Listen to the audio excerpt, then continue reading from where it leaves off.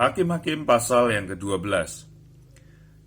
Dikerahkanlah orang Efraim, lalu mereka bergerak ke Zavon, dan mereka berkata kepada Yefta, "Mengapa engkau bergerak untuk memerangi Bani Amon dengan tidak memanggil kami untuk maju bersama-sama dengan engkau? Sebab itu kami akan membakar rumahmu bersama-sama kamu." Tetapi jawab Yefta kepada mereka, "Aku dan rakyatku telah terlibat dalam peperangan yang hebat dengan Bani Amon. Lalu aku memanggil kamu, tetapi kamu tidak datang menyelamatkan aku dari tangan mereka.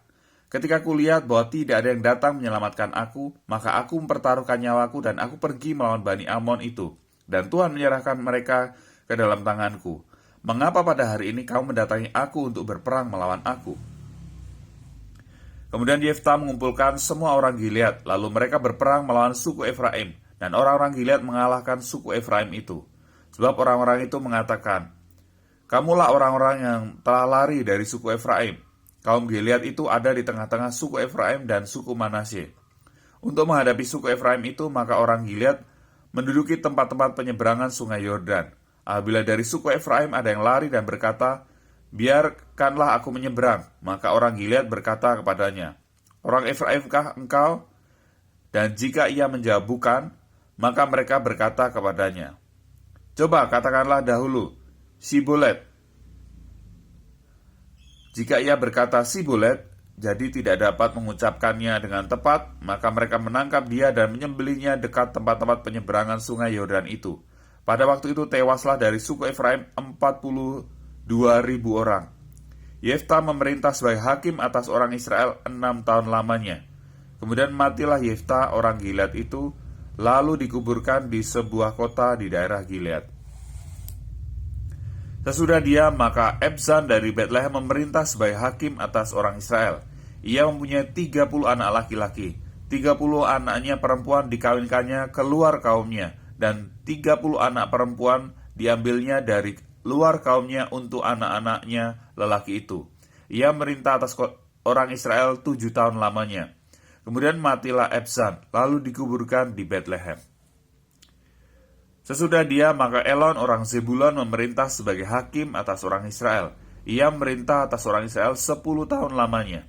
Kemudian matilah Elon orang Zebulon itu, lalu dikuburkan di Ayalon di tanah Zebulon.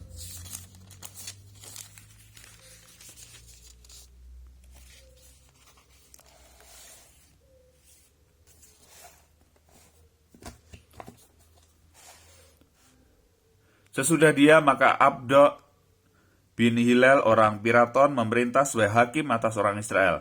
Ia mempunyai 40 anak laki-laki dan 30 cucu laki-laki. Ia mengendarai 70 ekor keledai jantan. Ia memerintah atas orang Israel 8 tahun lamanya. Kemudian matilah Abdon bin Hilal orang Piraton itu, lalu dikuburkan di Piraton di tanah Efraim di pegunungan orang Amalek. Orang Israel melakukan pula apa yang jahat di mata Tuhan. Sebab itu Tuhan menyerahkan mereka ke dalam tangan orang Filistin 40 tahun lamanya. Pada waktu itu ada seorang dari Zora, dari keturunan orang Dan. Namanya Manoah, istrinya mandul tidak beranak. Dan malaikat Tuhan menampakkan diri kepada perempuan itu dan berfirman kepadanya demikian. "Memang engkau mandul tidak beranak, tetapi engkau akan mengandung dan melahirkan seorang anak laki-laki. Oleh sebab itu, peliharalah dirimu, jangan minum anggur atau minuman yang memabukkan, dan jangan makan sesuatu yang haram. Sebab engkau akan mengandung dan melahirkan seorang anak laki-laki. Kepalanya tak akan kena pisau cukur. Sebab sejak dalam kandungan ibunya, anak itu akan menjadi seorang Nazir Allah. Dan dengan dia, akan memulai penyelamatan orang Israel dari tangan orang Filistin." Kemudian perempuan itu datang kepada suaminya dan berkata, "Telah datang kepadaku seorang abdi Allah yang rupanya sebagai rupa malaikat Allah, amat menakutkan. Tidak kutanyakan dari mana datangnya dan tidak juga diberitakannya namanya kepadaku. Tetapi ia berkata kepadaku, engkau akan mengandung dan melahirkan seorang anak laki-laki. Oleh sebab itu janganlah minum anggur atau minuman yang memabukkan dan janganlah makan sesuatu yang haram. Sebab sejak dari kandungan ibunya sampai pada hari matinya, anak itu akan menjadi seorang Nazir Allah." Lalu Manoah memohon kepada Tuhan, katanya, "Ya Tuhan Berilah kiranya abdi Allah yang kau utus itu datang pula kepada kami untuk mengajar kami apa yang harus kami perbuat kepada anak yang akan lahir itu. Maka Allah mendengarkan permohonan Manoah, sehingga malaikat Allah datang pula kepada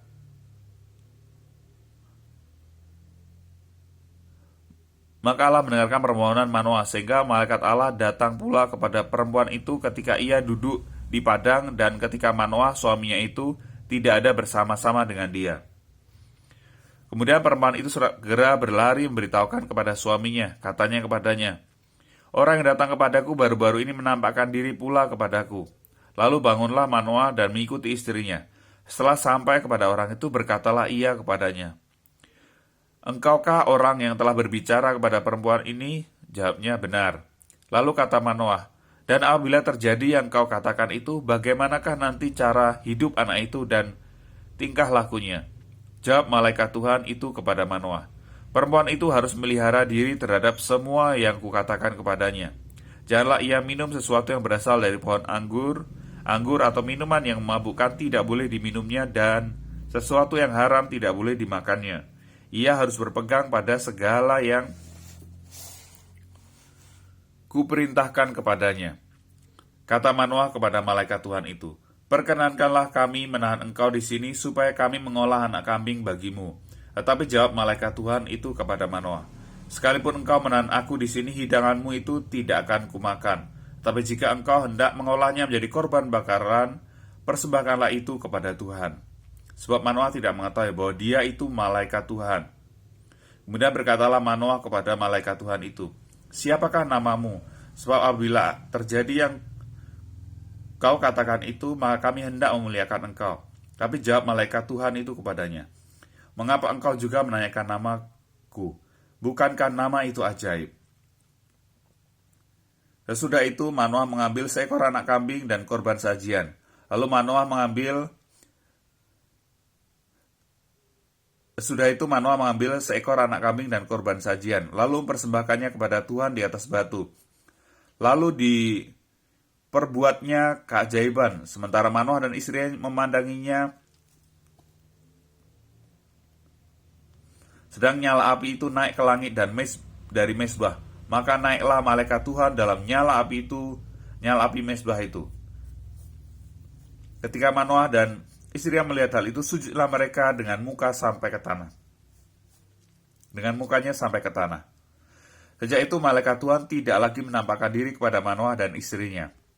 Maka taulah Manoah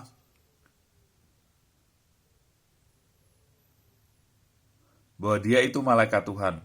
Berkatalah Manoah kepada istrinya, "Kita pasti mati, sebab kita telah melihat Allah." Tetapi jawab istrinya kepadanya, "Seandainya Tuhan hendak membunuh kita, maka tidaklah ia menerima korban bakaran dan korban sajian dari tangan kita, dan tidaklah ia memperlihatkan semuanya itu kepada kita, dan tidaklah ia memperdengarkan hal-hal yang demikian kepada kita pada waktu sekarang ini." Lalu perempuan itu melahirkan seorang anak laki-laki dan memberi nama Simson kepadanya. Anak itu menjadi besar dan Tuhan memberkati dia. Mulailah hatinya digerakkan oleh Roh Tuhan di Mahanedan yang terletak di antara Zora dan Esitaol.